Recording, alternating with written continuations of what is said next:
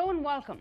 Prime Minister Modi's 3-year anniversary has coincided with a controversial decision by the centre to ban the sale of cattle for slaughter in animal markets across the country. Is this just a coincidence? Strangely, this notification came from the Environment Ministry, though the subject of animal husbandry falls under the Ministry of Agriculture. Now, the Madras High Court has stayed, for now, the enforcement of this contentious notification. But what is actually going on? Will these restrictions finally regulate illegal slaughter? Or is this an insidious way to push forward the Sangh Parivar's agenda of a nationwide ban on cow slaughter via a back route? Is this an impingement on our fundamental rights and a blatant contravention of the principle of cooperative federalism? On the show today, from the BJP, we have Vikramjit Banerjee. From the TMC, we have Mahua Moitra. From the Congress, Pawan Khera. Sandeep Mahapatra from the RSS. Dr. Kirit Parekh, he's an economist. Rahul Iswar, author and activist. And D.B. Sabharwal, Secretary General of the All India Meat and Livestock Exports Association. Let me start with you, Vikramjit. Congratulations. 3 years your government has been in power. GDP has gone down. Job growth nowhere close to what the Prime Minister promised. Yet, no one's talking about any of that. We're all talking about this nationwide ban on cow slaughter, a diversionary tactic that's paying off. I don't think it's diversionary. I think what people are forgetting is there's a context to it. The context is that there was this litigation going on in the Supreme Court. The matter was originally there was an application in which Ms. Indira Jaising and Anil Grover appeared on behalf of the petitioners, saying that you have animal rights group on animal rights group on towards regulation and transportation of buffaloes to the Gadimai festival in Nepal.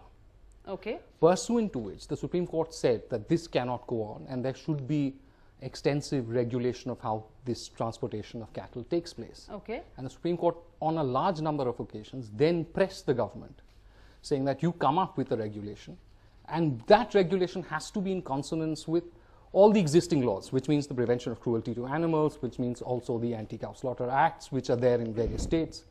So you come up with a comprehensive regulation. So comprehensive that it means that now a farmer in Tamil Nadu in distress or in Kerala is affected by cattle being transported or smuggled across the border with Nepal.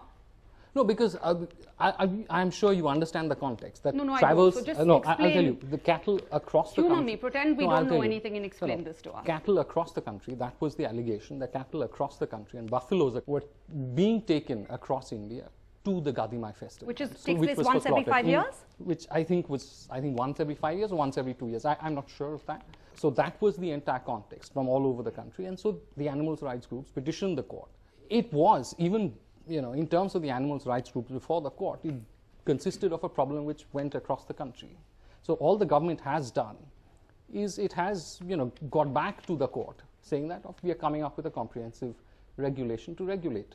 So, Mahua, so the BJP says it's got nothing to do with them. They've done this based on what the Supreme Court has directed. Is that correct?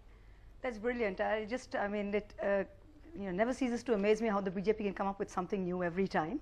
And just on one thing, on Aadhaar, the Supreme Court had said you can't make it mandatory.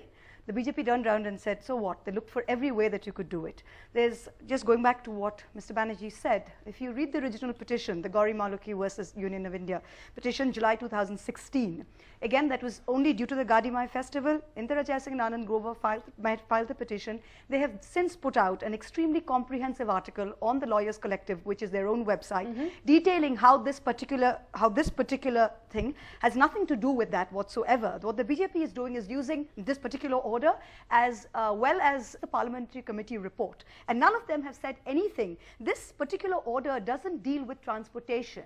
What it's asking you to do, if you read section 22, is putting restrictions on the sale of cattle. If you're talking transportation, you should say that we want lorries that are X feet by Y feet. This is how you check them. You can only put X number of animals. These are the checkpoints. These are the rules. That's not what this has said. This has said that each time a seller comes in to sell, you've got to give a written declaration saying that this is not for the purposes of slaughter, right? Now, 90% of meat in this country is done through animal markets because farmers, obviously, if they want a decent price for cattle, And please understand this, the dairy farmers and agriculturalists, once a cow has stopped giving milk, has no use for the cow and can no longer feed it. Correct. Please understand this. They need to sell it to buy new, younger cattle. That's how it keeps moving. Number two, animal markets is regulated by, it's in list 2, which is the state list for the government. Like you said, for the principles of federalism, it's on the state list. They have no business regulating that. As far as cruelty to animals is concerned, it's strange how the BJP is only worried about cruelty to the bovine species, right? But he points out in this case, the petition was about cattle. All right, Petition Vikram, let me go back to you. So then this is a clever interpretation of the order. That's what the TMC is saying. No, but I don't think that's fair, because I don't think I haven't read the article, to be fair. No, just put respond out by, to the fact that you are interpreting the Supreme Court order to... No, I don't think it's a clever... out the baby with the bathwater I don't think it's process. a clever interpretation of the order. I think because the Is litigation it a distortion itself, of the order? No, I think the litigation spread over a large number of issues. I think the cattle smuggling to Bangladesh was also brought up before the court.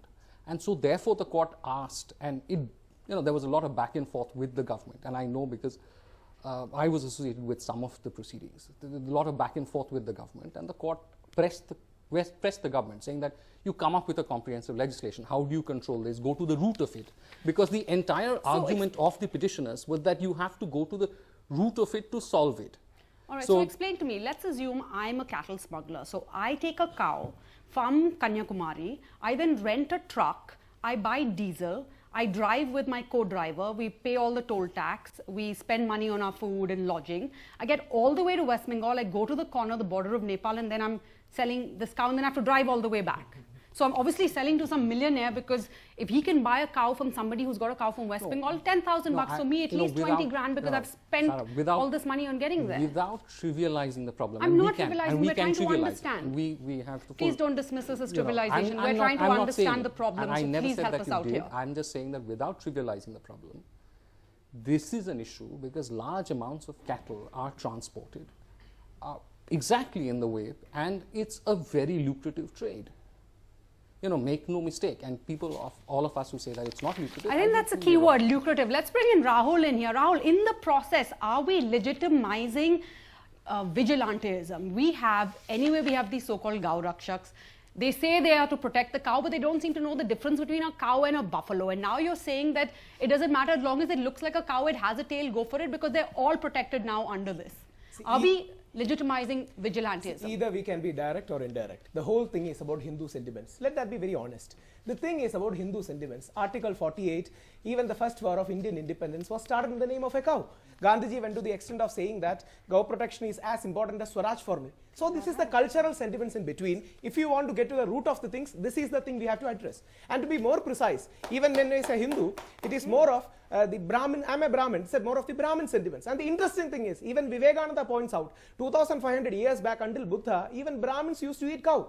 But after the great legendary Buddha reformed, non-violence came in, Brahmins imbibed this cultural sentiments into their system. That's the whole reason why it's so touchy issue. And even Mangal Pandey fired the first shot in the name of the cow. Either you can say this directly and request our Muslim brothers and others, please take care of our sentiments too, because we are living in a nation. There has to be some space conceded to each other, or we can go about telling all the other things in the world except the core issue. And please remember, it is not only a BJP issue. This is the poster of Congress, of Pawan Kheraji's Congress, Indira Congress, where their party symbol was cow and calf, and they say vote for cow and calf, forget all others now. So this is the cultural sentiment at the core and root of it, but because usually Hindus are a bit shy Hindus, so they go around saying indirectly in all the ways that there are so many international issues going on. Even the greatest leftist revolutionary Che Guevara, when he came to in 1960s in India, he said we have to learn cow protection from Hindus. So this is a cultural issue at the core. I've been to Cuba, there's a shortage of everything from toilet paper to beer. But don't they have a law, yes or no? No. Don't they have Yes, but you can't compare. Can you compare Exactly. communist Cuba to India? I'm saying even a communist Cuba, No, because it was they don't- agrarian, no, has this law. It's not agrarian. They have a law because it's a communist Cuba and everything is nationalized. No, You no, can't that's even not get the fish. reason. Please You check the cannot- history of that law. Rahul, It is I'm because, telling you, I've been and to please Cuba. remember, I'm a quoting- pescatarian. You cannot eat fish in Cuba because it is all nationalized. You may live by a river. That is not the you reason cannot that fish that is your not own, the catch reason. your own And fish. please You remember, you only can the check with government can records. catch fish and Che only the Guevara government went can on sell to fish. even use the word Hindu. I don't know about comparing communist Cuba with India when it comes to cow protection, but I want to go back to what you've said. Your basic point is that this is about cultural sentiments, a majority sentiments. But can sentiment override the law? Pavan, go ahead. No, I fail to understand. If the Prime Minister with 282 seats in his pocket can one fine evening at 8 o'clock on 8th November come and say the notes are banned, why can't he tomorrow come and say cow slaughter is banned, cow sale is banned? Let him do it. If it's the majority view and if they came on the promise of banning cow slaughter completely, what stops them from doing this? What stops them from taking action against Kiran Rijiju, who openly, proudly said, I eat beef, stop me if you can? What stops them from taking action against the Meghalaya unit of BJP, which said last week that we will celebrate 3 years of Modi ji with a beef festival? No action has been taken against anyone. So what are you saying? This double talk, this double speak, this is directed at distraction, diversion and division. These are the 3 thumb rules of this government over the last 3 years. All right, but Rahul so says... let's expose it first. All right, so Rahul says that's you're the no... reason One Congress second. had this. Yeah, so Rahul says you're no different. You've had Congress leaders like Digvijay Singh who've said that if your party will also support a national ban on cow slaughter. Look, the Congress left it for the states to take... Cow slaughter is banned in 18 states, right, over the last 50 years. And these were Congress rule states then. Yeah. Are you just crying foul now because the BJP is beating you at your own game of competitive cow politics? Don't do it through backdoor. Don't play with the livelihoods. Now, livelihood is a major issue here. Please address these concerns. So you have no problem with the country being... Come up with the law. Having come out openly, as Rahul said. Be politically honest. Don't be politically correct. I borrow his phrase. I agree with him. Be politically honest. What stops my friend's party from coming up with a clear law? Say it, that we stand for this. Arey sahab, humne masjid todi nahi. Arey, when you went there and broke it, now you say we haven't. No, we are not doing anything. हम लोग beef को नहीं ban कर रहे, तो करिए ना, क्यों नहीं कर रहे? आप तो इसी पर जीत कर आए हैं. आप यहाँ वहाँ से क्यों कर रहे हैं? Why are you diverting everything? आप ये law बदल देंगे. You can't sell it in the animal market.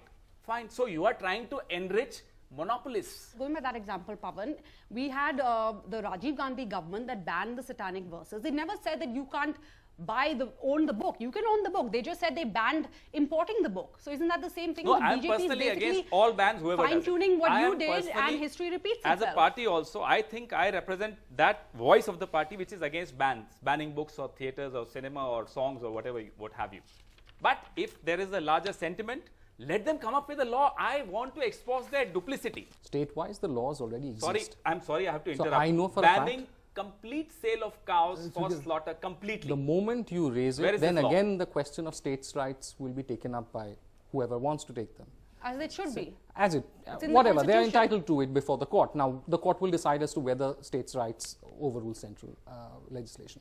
But the law is there, and Congress was responsible for banning cow slaughter in large number of states where they are, which they form the majority, and they did take an initiative as in terms of people's culture. So there is nothing, it's unusual. The laws already exist. So why is this, again, ban cow slaughter? You don't need to, because the laws already exist. So if the laws exist, why have you got in for this? There's already a ban on cow slaughter in 18 states. That's exactly. Why has the BJP done this? I'll tell you, exactly the point. Because you were having these issues which were before the court also, which says that cows were being smuggled out.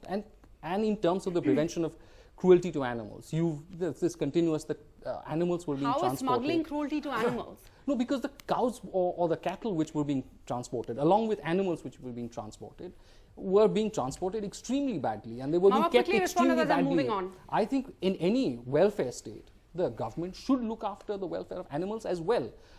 When they are being, of course. Over humans? No, where is the question of... Are you legitimizing vigilantism? We've been seeing so many cases of vigilantism, and now we're giving them even more of a rope. No vigilantism should be allowed. Every vigilante action where the people take law into their own hands should be prosecuted. Where is this denial of that? I mean, I'm appalled to hear what my friend and the second person over there said, where I don't think, when you said that there's a great consensus in this country, I don't think, yes, if there's a majority, we are a Hindu majority country, that doesn't mean that majoritarianism is the correct thing and that great consensus is the correct path. That's dangerous. That's absolutely dangerous. That's not what our founding fathers fought for to make this country what it is. We're not a theocracy, we're a democracy. I personally am a Hindu, but I would feel ashamed if I had to stand up and say that I was a Hindu. It doesn't matter what religion I am. I don't think it's anybody's business what I eat, and I don't think what you eat can make me feel worse in this country. It's just because it should not hurt my sentiment what you eat. So to say I'm Hindu and because you eat beef is desensitizing to me is absolute. I think it's completely against the very principles. The second thing, what is Article 48? Article 48 is not a fundamental right. The right to life and liberty is a fundamental right on which you're encroaching. Article 48 are the directive principles of state policy which are non-enforceable. You're talking Ambedkar. Do you know why this particular article was put in? Please reach the constitutional debates of this country. It was put in for animal husbandry reasons to protect. Sir, please don't interrupt. I didn't interrupt you, sir. Rahul, Please have the grace to hear me. Rahul, I'll come to you after. I did not interrupt you, Let her sir. finish, I'll come to you. I didn't interrupt you. Please don't interrupt me. It was put in for animal husbandry reasons. Number one, today every state, now if 18 states have passed the law, that's fine. You can't expect states in the northeast to pass this law. You can't expect West Bengal, where we have a 35% Muslim population, to pass this law. I am elected from a constituency which is 70% Muslim. I am honored that they have chosen me to represent them, and I will fight till the finish for their right to eat what they like in this country. That's what this is about. This is not about, just because there are a lot of us, we're going to push this through. And prevention of cruelty to animals, all animals apart from humans are covered in the PCA law. How can you use this as the back way to protect only cattle? What about chickens? Have you seen the way they're transported? All right, Rahul, we're going back to you. You say it's about national sentiment. Hold on. You raised national sentiment. She says sentiment doesn't, you can't go by sentiment. A lot of people might believe that women shouldn't be working. It hurts their sentiments to see women going out of the home. They should be at home looking after their kids. Constitution doesn't arise in a vacuum. When Ambedkar ji, when Hindu right, I belong to the Hindu right, we made a strong demand for cow slaughter being criminalized. So Ambedkar ji said, let us go for a compromise. Let us put it in Article 48. It was a directive principle, as Mawa pointed out. This is the precise reason. It's not a fundamental right. Ignoring Article 19. Yes. You cannot simply ignore a majority sentiment saying that you go away with your sentiments. Some kind of constitutional framework for a sentiment should be accommodated. But my point is, you may have a majority sentiment that believes that women should not be working. There is a majority sentiment please don't compare apples and oranges. There may be a majority sentiment that believes Dalits cannot enter temples. Does that mean we should agree with it? Please don't compare apples and oranges. This is a different issue altogether. And please remember, even the first war of Indian independence was triggered by this emotion of cow. If you're talking about the revolt of 1857, at that point of time, Hindus and Muslims fought side by side on the same issue. Unlike right now, where they're fighting against each other.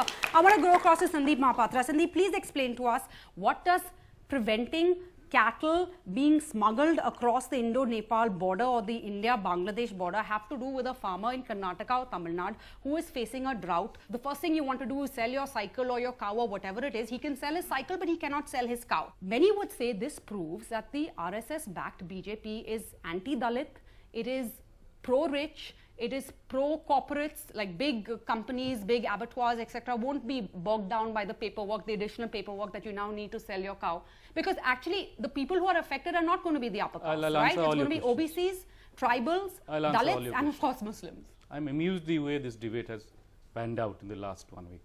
The day this notification came out, it was represented as if the government has brought out this rule in vacuum. Later on, all the channels and the media realized that there is an order of the court. If you are saying that the court order ought not to have been, adhered to, are you therefore suggesting that the government should have invited contempt? Number one is that. Number two is, many people here are talking about Article 48 of the Constitution, and many articles have been written. But kindly remember that there is Article 37 also, which forms part of the directive principles, and it categorically says that for governance, directive principles have to be adhered to. That is answer to those naysayers who are saying that just because it is directive principles, it cannot be enforced. Number two, talking about the smuggling, let me tell you that a Home Ministry Standing Committee headed by Mr. Khera's party member, Mr. P. Chidambaram, had just submitted a report in April of 2017 about the despicable situation about the smuggling that is happening in the Bangladesh border. And the BSF and the agencies which are there, they have given figures year after year. There are more than 1,50,000 of cattle which are seized, mind you seized. There might be n number of cattle which have been smuggled. So the standing committee headed by a congressman is also aware of this.